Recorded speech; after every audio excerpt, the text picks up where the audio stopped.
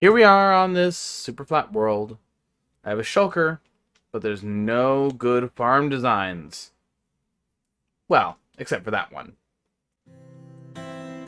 Shulker farms work when a shulker hits himself with a shulker bullet.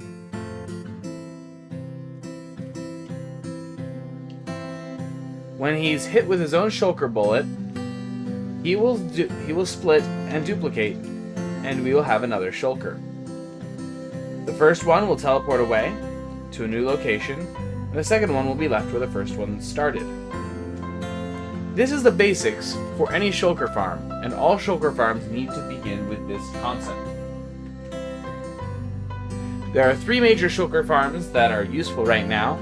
There's the Ilmango design, there's the Dark design, and there's Ethos Reactor design. This is a one-dimensional shulker farm built by Dark. It uses a lot of scaffolding to quickly move the shulker through many layers to move it away from the starting shulker. It's quite effective at generating shells, doesn't take too long to get quite a lot. Overall, it's a pretty simple system. It uses a snow golem, and like I say, it uses a lot of scaffolding.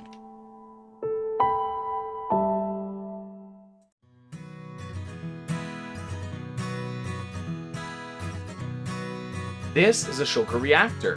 It's actually pretty simple, also a one-dimensional farm that uses no scaffolding and no snow golems. In this case, the player would sit in a minecart and proceed up to the top of the farm through the rails.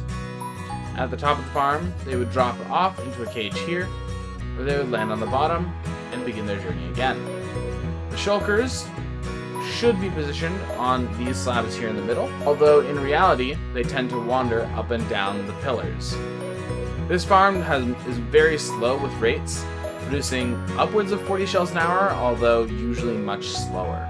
Shulker reactors are a kind of shulker farm that is one-dimensional and definitely buildable. However, usually they die out, they're ineffective, and require replacing.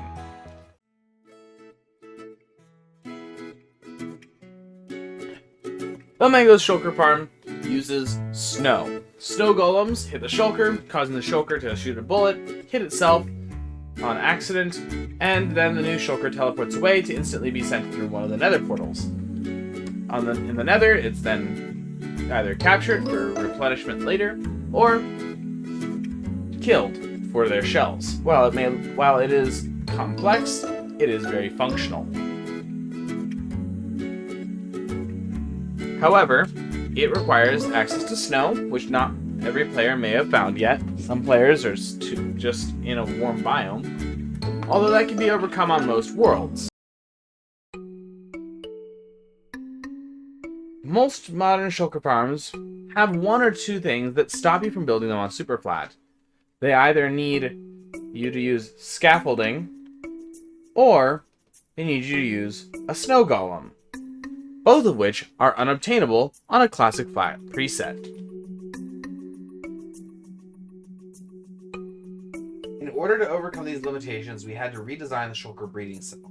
The default Ilmango breeding cell uses snow golems to detect when a shulker has left it. We don't have that luxury. Unfortunately, we also don't have the luxury of scaffolding. The first challenge was to see if we could control how shulkers left the minecart. Unfortunately, it was not possible to reliably get them to appear upside down, as was the first concept. As when they targeted a player, they would automatically extend fully every so often. So if we had a delay clock, we could reliably get the shulker to open periodically. The next solution was to use the change in state of a string as observed by an observer. However, this was proving inconsistent, and that was simply not effective. The final solution was to have a tripwire detect the presence of the shulker being opened.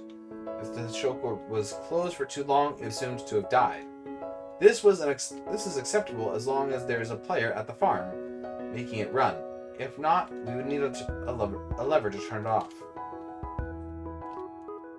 This led to the final design choice of our Shulker Farm. There is another option to redesign the breeding cell, which uses the pufferfish, and I will showcase this later in the video.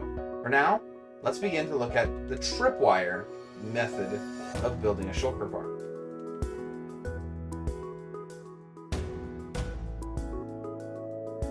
One of the sacrifices made by using a tripwire instead of a pufferfish or a regular breeding cell is that we have to extend the cell out one more block to allow for the tripwire to completely extend. This made the whole breeding cell 3 wide rather than 2 wide, which does limit us a little bit in how many shulkers we will get, as it reduces the number of spawning spaces.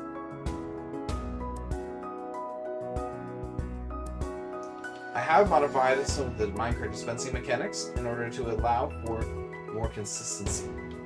I'll explain what I mean shortly. On rare occasion, pigmen can still spawn in the nether portal. It's pigmen nether portal spawning that is not entity dependent. Unfortunately, there is no way to prevent it from spawning in this nether portal. Ilmango initially used armor stands, which are ineffective, as they do not truly block pigmen spawning in a nether portal. As a result, occasionally a piglin could get caught in the minecart that came to pick up the shulker. While rare, it happened occasionally, and my goal is to prevent this. As a result, I've slightly rewired this and created more of an overworld bank of shulkers. Rather than simply 1 in a minecart, there's 1 in a minecart and 3 on a platform. When it is time for the shulker to be replaced, first this shulker is dropped, one of these 3 shulkers is replaced, and then a minecart is dispensed to the nether to retrieve a shulker to replace the one that vanished from this bank. All of this is simple as an edit and should be relatively solvable for anyone who wants to make this change.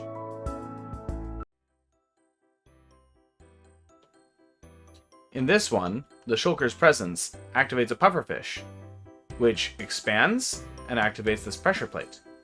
When the pufferfish shrinks, it deactivates the pressure plate, and that only occurs when the shulker has vanished. Pufferfish in this case cannot detect the player, as the player is too far away, and only can detect the shulker. The shulker can only detect the player, and the player can detect nothing, because it is just there AFK. At the end of the day, shulker farming is creative. It's an art form as much as it is a science. There's lots of right ways to go about it. As we've seen, there's the spiral reactor design, and there's this modification on Ilmango's design, and that's just for Superflat. For other, more wide game modes, you have all sorts of options. The dark design, the standard Ilmango design. There's a number of other options as well. And it changes based on your version. Bedrock has a completely different set of shulker farms available to it. Some that are really, really simple because shulkers behave differently on Bedrock. This is the farm that I made. You can make your own farm. And that's what I'm here to encourage you to do. I've explained the core mechanics. And I want you to go out and challenge yourself. Make your own farm. Be better. I'm not providing a world download for this farm. I'm not providing a world download for any of the designs shown, but I do have links to the tutorials, to Ilmango's farm, Dark's design, as well as the Spiral 6 reactor design that I've showcased in this video. Thanks for watching, guys, and have a wonderful day.